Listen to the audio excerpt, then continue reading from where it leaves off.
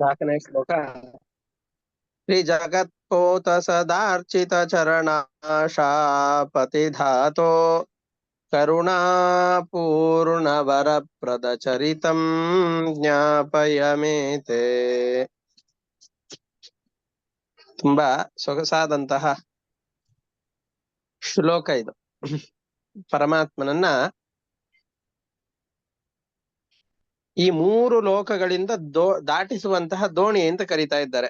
ಮೂರು ಲೋಕಗಳು ಅಂತಂದ್ರೆ ಸ್ವರ್ಗ, ನರಕ ಮತ್ತು ಭೂಮಿ. ಜೀವಿಗಳು ಪುಣ್ಯವನ್ನ ಮಾಡಿಕೊಂಡು ಸ್ವರ್ಗಕ್ಕೆ ಹೋಗ್ತಾರೆ, ಪಾಪವನ್ನ ಮಾಡಿದರೆ ನರಕಕ್ಕೆ ಹೋಗ್ತಾರೆ. ಇವು ಎರಡೂ ಕಡೆಯಲ್ಲಿ ಆದಂತಹ ಪುಣ್ಯ ಪಾಪಗಳು ಕಡಿಮೆ ಆಯ್ತು ಅಂದ್ರೆ ಮತ್ತೆ ಭೂಮಿಗೆ ಬಂದು ಮತ್ತೆ ಇಲ್ಲಿ ಸಾಧನೆಯನ್ನು ಮಾಡಿಕೊಳ್ತಾರೆ. ಒಟ್ಟಾರೆಯಾಗಿ ಸ್ವರ್ಗ, ನರಕ, ಭೂಮಿಗಳ ಈ ಮೂರರಲ್ಲಿ ತಿರುಗುತ್ತಾನೇ ಇರ್ತಾರೆ. ಇವುಗಳ ಸಂಬಂಧ ಇವನಿಗೆ ಮುಗಿಯಿತು ಅಂತಿಲ್ಲ. ಒಂದು ಇಲ್ಲಿಗೆ ಹೋಗ್ತಾನೆ, ಪುಣ್ಯವನ್ನು ಮಾಡ್ತಾನೆ, ಪಾಪವನ್ನು ಮಾಡ್ತಾನೆ, ಈ ಲೋಕಗಳಿಗೆ ಹೋಗ್ತಾನೆ, ಮತ್ತೆ ವಾಪಸ್ ಬರ್ತಾನೆ, ಏನೋ ಮಾಡ್ತಾನೆ. ಒಟ್ಟು ಈ ಚಕ್ರವನ್ನಂತೂ ತಪ್ಪಿಸಿಕೊಳ್ಳಿಕ್ ಆಗೋದೇ ಇಲ್ಲ ಅವನಿಗೆ. ಹಾಗೆ ಈ ಜಂಜಾಟಗಳನ್ನ ದಾಟಿಸಿಕೊಳ್ಬೇಕು ಅಂತ ಇರುವವರಿಗೆ ಪರಮಾತ್ಮ ದೋಣಿಯ ಹಾಗಿದ್ದಾನೆ. ದೋಣಿಯ ಮೇಲೆ ಹತ್ತು ಕೂತ್ವಿ ಅಂತಂದ್ ಹೇಳಿದ್ರೆ ತ್ರಿಜಗತ್ ಪೋತ, ನಮ್ಮನ್ನ ಈ ಸ್ವರ್ಗ, ನರಕ, ಭೂಮಿ ಎಂಬಂತಹ ಈ ಮೂರು ಜಗತ್ತೇನಿದೆಯೋ ಇದರಿಂದ ಮೇಲ್ಗಡೆಯಲ್ಲಿ ಕರೆದುಕೊಂಡು ಹೋಗ್ತಾನೆ. ಅಂದ್ರೆ ಈ ಸಂಸಾರದ ಸಂಬಂಧವನ್ನ ನಮಗೆ ಕಿತ್ತು ಹಾಕಿ ಮೋಕ್ಷವನ್ನ ನಮಗೆ ಕೊಡ್ತಾನೆ. ಅಷ್ಟೇ ಅಲ್ಲ, ಸದಾ ಅರ್ಚಿತ ಚರಣ,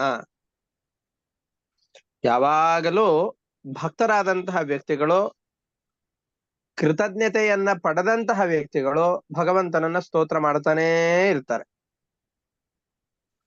ಭಗವಂತನ ಸ್ತೋತ್ರದಿಂದ ವಿಮುಖರಾಗೋದು ಅಂತ ಇಲ್ವೇ ಇಲ್ಲ ಭಕ್ತರಾದವರು. ಯಾಕೆ? ಭಗವಂತನ ಮಹಿಮೆಯೇ ಅಂತಹದ್ದು.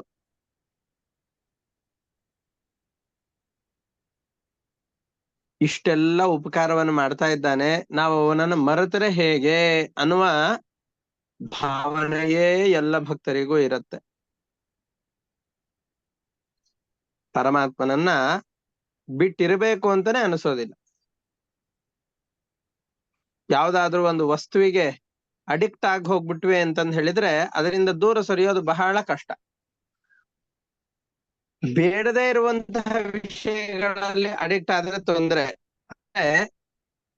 ಭಗವಂತನ ಭಕ್ತಿಯನ್ನ ಬಯಸಿ ಯಾರು ಅದಕ್ಕೆ ಅಂತ ತೊಡಗುತ್ತಾರೋ ಅಂಥವರಿಗೆ ಪರಮಾತ್ಮನು ತುಂಬಾ ಅದ್ಭುತವಾದ, ಬೇರೆ ವಿಷಯಗಳಿಗೆ ಅಡಿಕ್ಟ್ ಆದ್ರೆ ಅದನ್ನ ಅವನತಿಯ ದಾರಿಗೆ ತೆಗೆದುಕೊಂಡು ಹೋಗ್ತವೆ.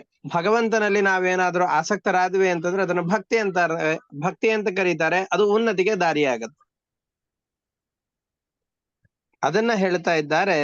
ಸದಾ ಅರ್ಚಿತ ಚರಣ, ಎಂದೆಂದಿಗೂ ಪರಮಾತ್ಮನ ಚರಣದಲ್ಲಿ ಆಸಕ್ತರಾದ ಅನೇಕ ಭಕ್ತರು ಸಿಕ್ಕೇ ಸಿಗ್ತಾರೆ. ಭಕ್ತರಿಂದ ಪೂಜಿತನಾದ ಚರಣಗಳುಳ್ಳವನು ಅಂತ ಈ ಪದಗಳಿಗೆ ಅರ್ಥವನ್ನು ಹೇಳಿದ್ರೆ ಈ ತರ ಹೇಳಬಹುದು.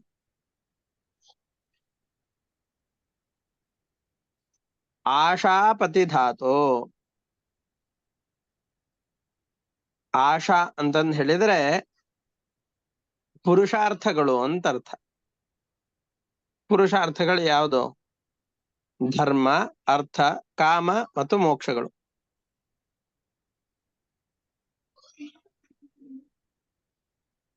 ನಮ್ಮ ಧರ್ಮ, ಅರ್ಥ, ಕಾಮ, ಮೋಕ್ಷಗಳಲ್ಲಿ ನನಗೆ ಧರ್ಮವನ್ನ ಆಚರಣೆ ಮಾಡಬೇಕು ಅಂತ ಇವತ್ತು ಹೆಚ್ಚಿಗೆ ಮನಸ್ಸಾಗಿದೆ ಅಂತಂದ್ರೆ ಅದಕ್ಕೆ ಕಾರಣಲಾದವಳು ಲಕ್ಷ್ಮೀ ಸರಸ್ವತಿ ದೇವಿ,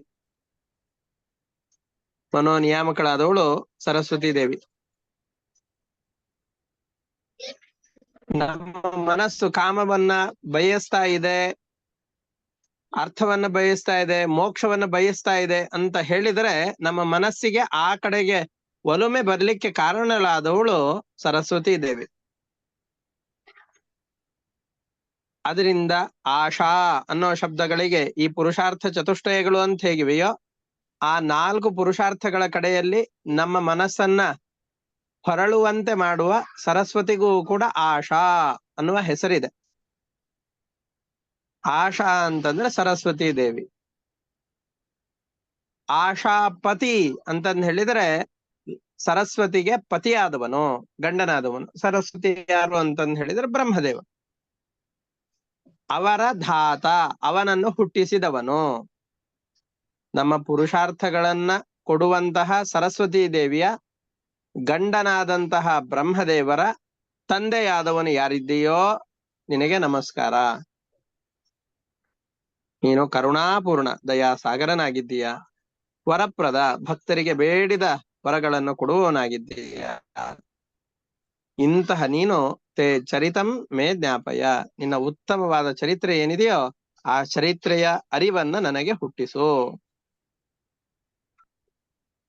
ಇನ್ನೊಮ್ಮೆ ನೋಡೋಣ. ತ್ರಿಜಗತ್ಪೋತ, ಸ್ವರ್ಗ, ನರಕ ಮತ್ತು ಭೂಮಿ ಇವುಗಳಲ್ಲಿಯೇ ಸುತ್ತುತ್ತಾ ಇರುವಂತಹ ಯಾವ ಜೀವಜಾತಗಳಿವೆಯೋ, ನಮ್ಮಂತಹ ಜೀವರಿದ್ದಾರೋ ಇವರನ್ನ ಈ ಸಂಸಾರದಿಂದ ದಾಟಿಸುವಂತಹ ದೋಣಿಯೇ, ಸಂಸಾರ ಸಾಗರದಿಂದ ದಾಟಿಸುವಂತಹ ದೋಣಿಯೇ ಸದಾ ಅರ್ಚಿತ ಚರಣ, ಭಕ್ತರಿಂದ ನಿತ್ಯ ಪೂಜೆಗೊಳಗಾದವನೇ ಆಶಾಪತಿ ಧಾತೋ. ಆಶಾ ಅಂತಂದ್ರೆ ಸರಸ್ವತಿ ದೇವಿ, ಅವಳ ಪತಿ ಅಂತಂದ್ ಹೇಳಿದ್ರೆ ಬ್ರಹ್ಮದೇವರು, ಅವರಿಗೆ ಧಾತ ಜನಕನಾದವನೇ, ತಂದೆಯಾದವನೇ ಆಶಾಪತಿ ಧಾತೋ. ಕರುಣಾಪೂರ್ಣ ದಯಾ ಸಮುದ್ರನಾದವನೇ, ವರಪ್ರದ ಭಕ್ತರಿಗೆ ಬೇಡಿದ ವರಗಳನ್ನ ಕೊಡುವವನೇ,